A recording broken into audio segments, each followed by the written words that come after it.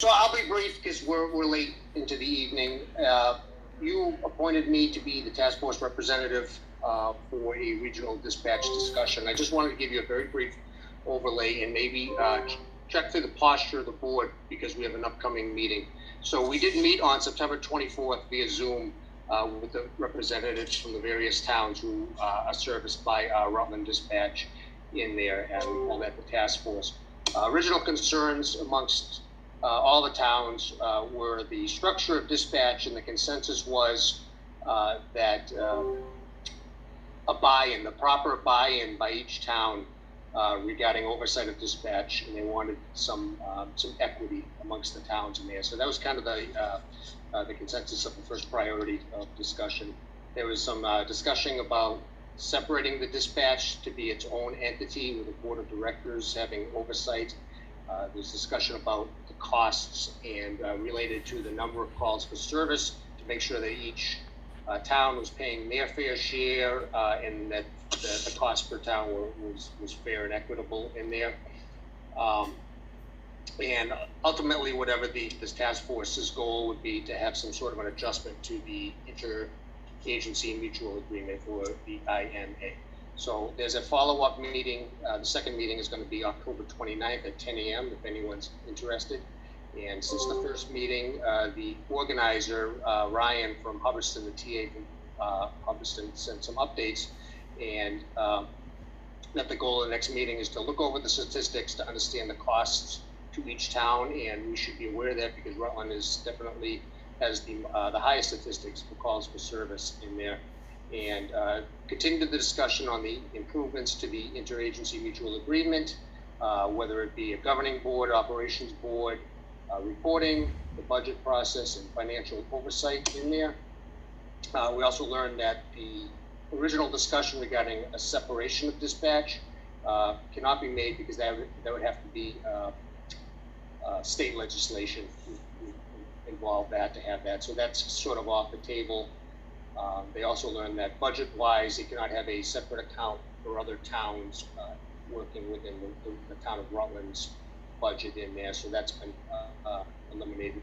But in the end, I think the consensus is for everybody to have an opportunity to have equal buy-in through like a board of directors. So what I really wanted to do, and we could table it because it's late or whatever, but at least bring this out there. That's what is asked of each town, specifically each town select board, is what are we looking for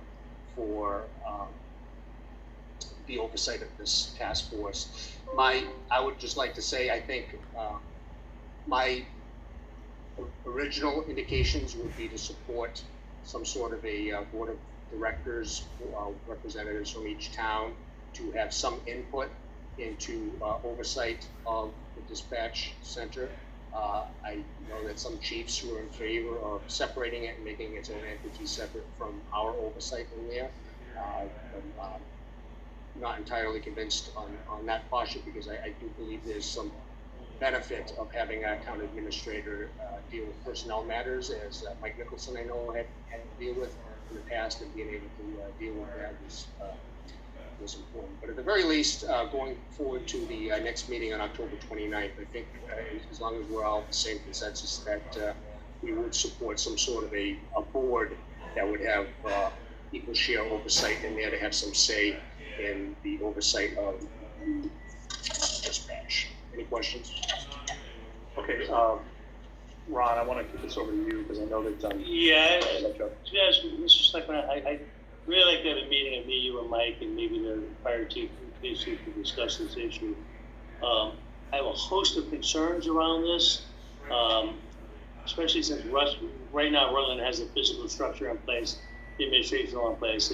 Now I'd like to really have to pay rent. I find it in the discussion I had when we were trying to do this in the towns I came from, you have the issue of how you have a separate union perhaps for these employees. I just think there's a lot of extra costs involved in the separation the way it is. I guess I would like to know, I always know that in these situations, towns have a concern over the administration. They don't have enough say is always the issue. But I would think, and I'd like to really, when we look at these numbers, to analyze if there's really a financial benefit for anybody to do this, because I truthfully, I think it's going to cost us significantly more money to do this And so even if you have a board, there's still gonna be battles over who has control of the board and power structures. No different than them being upset because they don't have enough say. So I really would like to meet with you and our team to think about this and find out, I guess at the end of the day, what's the benefit to us in this? Because I'm not so sure that there is a lot of benefit to us, and whatever town is concerned about this, maybe there's other ways to meet their concerns without having to recreate a whole new horse. But I think that recreation will be expensive, but that's just my early thoughts.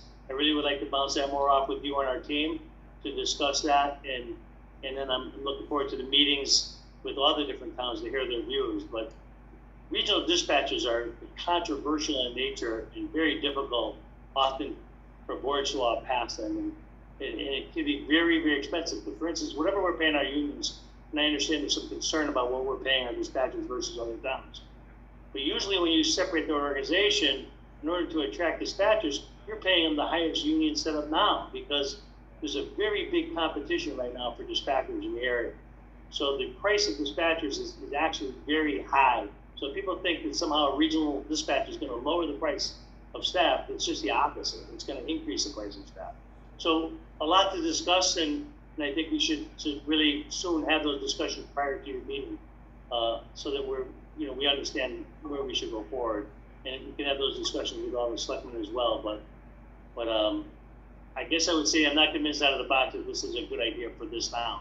But again, I give limited information to make that judgment. So I'm really looking forward to hearing more specifically from you and our dispatchers about that. Okay, Leah, you have your hand up. Thank you.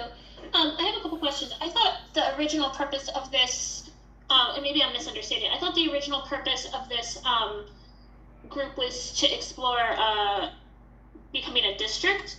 But also, just as an aside, and Ron, I'm sure you know this, I know that MMA and CMRPC both have a lot of regionalization resources. I've gone to a few of the MMA workshops about regionalization. So if that's the question concern, once there's issues that are, have come to light, maybe reaching out to those organizations for guidance or assistance or whatever is an option also.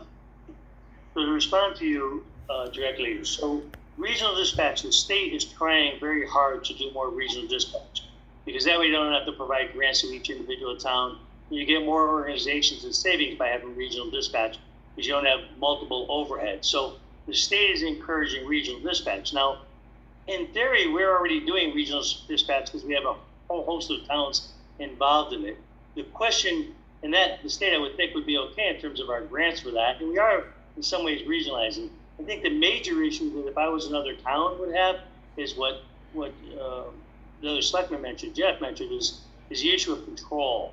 That seems to always be the battle. If they think they're going to save money by separating it, I would argue that that's going to be highly unlikely.